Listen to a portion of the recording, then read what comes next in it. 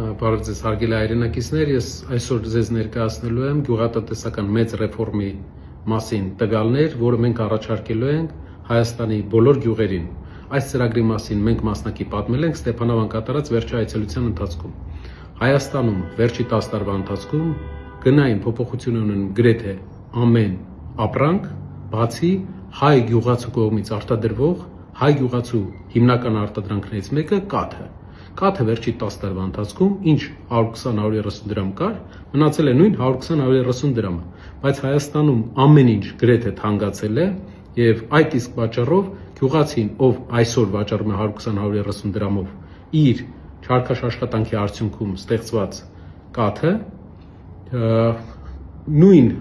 գնողունակությունը ունի ինչ 10 տարի առաջ եւ ավելի թանկ են ապրանքները, այդ իսկ պատճառով գյուղացին կարելի ասել աղքատացել է։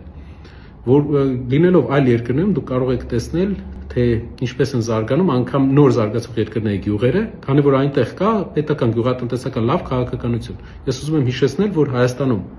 չկա գյուղատնտեսության նախարարություն, չնայած որ կա 500,000 մարդ, ով ապրում է գյուղերում, զբաղվում է գյուղատնտեսությամբ։ Եվ սա մեր մեծ սխալներից մեկն է։ Ինչ ենք մենք առաջարկում։ Գյուղացու 120-130 դրամ կաթի գնից հավելյալ պետությունը պետք է սուբսիդավորի եւս 40 դրամ, որպեսզի հասկանանք 120-130 դրամ, երբ գյուղացին կաթը վաճառում է, նրա շահույթը ընդամենը 40-50 դրամ է, քանի որ խոտի գին, այլ ծախսեր եւ աշխատանքի մեծ աշխատանքի արդյունք է, անասնապահությունը դժվար աշխատանք է։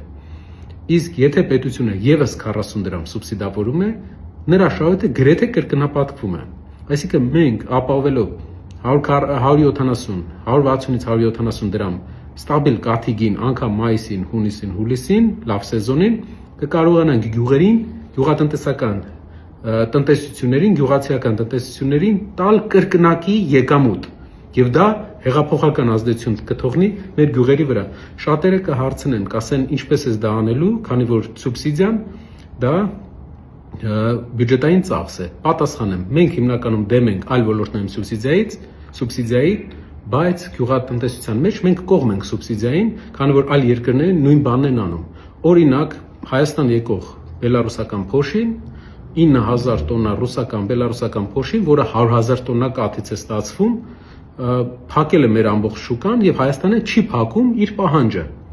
Մեր առաջարկն է տարեկան հայկական բյուջեն 52 միլիարդ դրամ է ծախսում գյուղատնտեսական ծրագրերի վրա եւ մենք տեսնում ենք, որ վերջի 7 տարվա ընթացքում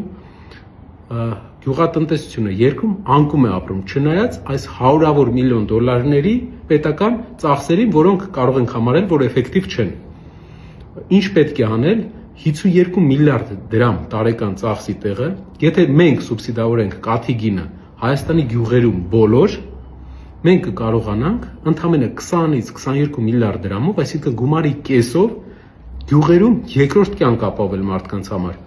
Իսկ դա կավելացնի գնողունակությունը, դա կբերի հավելյալ հարկեր, դա կբերի ակտիվություն մեր շրջաններին։ Սա այն ծրագիրն է, որը մեծ հաճույքով եւ մեծ պատրաստակամությամբ մենք պատրաստ ենք անել եւ մեր ձևաշարժման հաջողության պարագայում մենք դա անելու ենք 6 ամսվա ընթացքում, որի համար շատ ուրախ ենք։ Շնորհակալություն։